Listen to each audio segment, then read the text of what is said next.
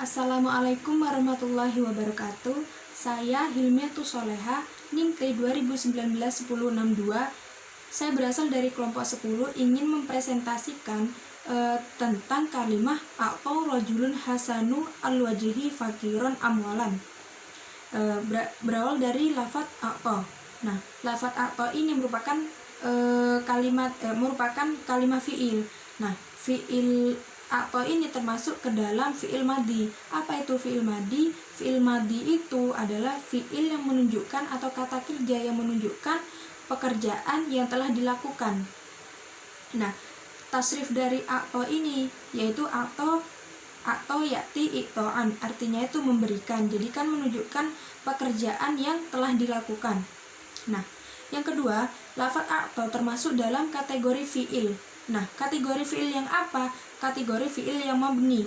Mabninya fiil madi atau ini yaitu ala al-fati. Kenapa disebut ala al-fati? Karena ia tidak bertemu dengan jamak, dengan domir rofa mutaharik ataupun waw jamak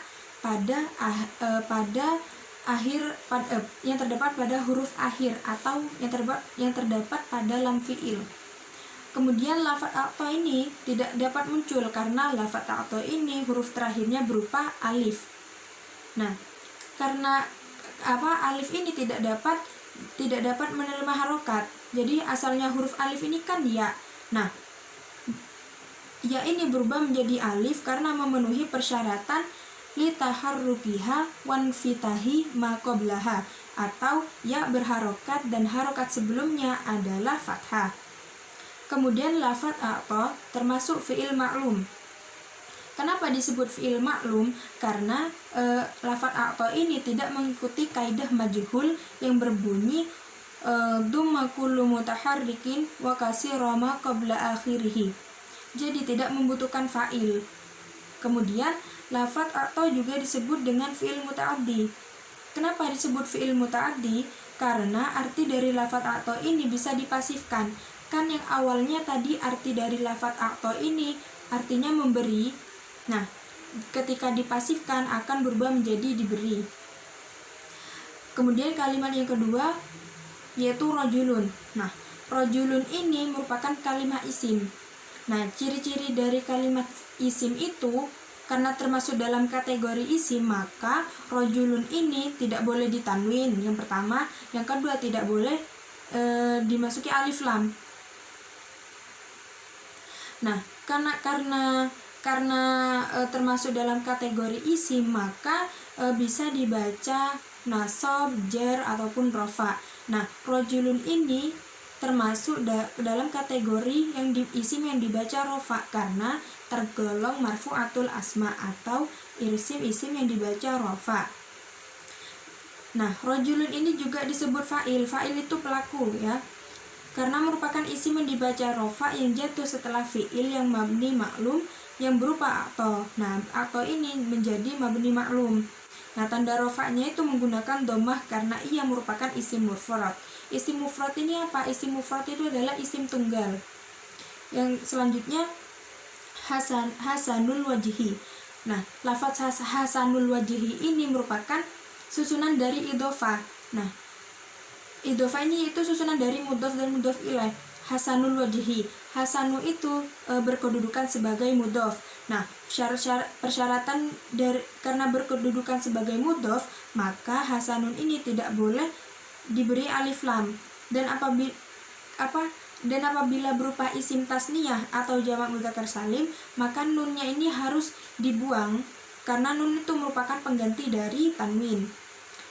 Kemudian susunannya dari mudhof ilaihnya al-wajhi. Nah, al-wajhi di sini itu berkedudukan sebagai mudhof ilaih. Karena berkedudukan sebagai mudhof ilaih, maka harus dibaca jar dan tanda jarnya itu menggunakan kasroh karena al-wajhi ini merupakan isim mufrad atau tunggal. Selanjutnya susunan lafaz hasanul wajhi tergolong idhofah lafdiyah.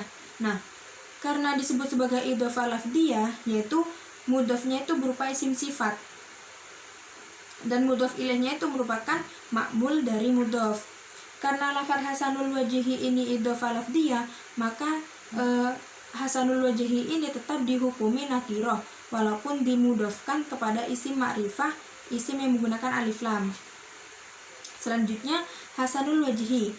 Hasanul wajhi ini merupakan kalimah isim yang memungkinkan dibaca rofa, nasab atau jer. Nah, hasanul wajhi ini termasuk dibaca rofa karena tergolong marfu'atul asma. Kalimah selanjutnya fakiron. Nah, lafadz fakiron ini merupakan kalimah isim karena pada lafadz fakiron ini terdapat ciri-ciri isim yaitu tanwin. Nah, karena termasuk dalam kategori isim, maka memungkinkan dibaca rofa, nasab ataupun jer.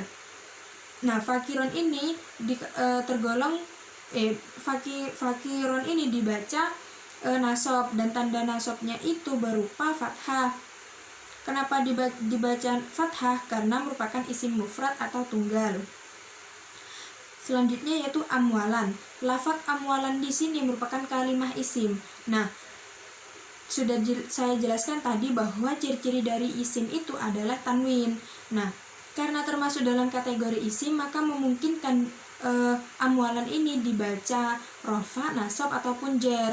Nah, amwalan ini termasuk dibaca nasab karena tergolong mansubatul asma atau isim-isim yang dibaca mansubatul asma, isim-isim yang dibaca nasab. Nah, amwalan ini disebut maf'ul bih atau objek karena merupakan isim yang jatuh setelah fi'il muta'addi. Nah, fi'il muta'addinya itu a'ta dan berkedudukan sebagai objek yang kedua dari fi'il muta'addi atau lafadz a'ta itu. Sekian dari saya. Wassalamualaikum warahmatullahi wabarakatuh.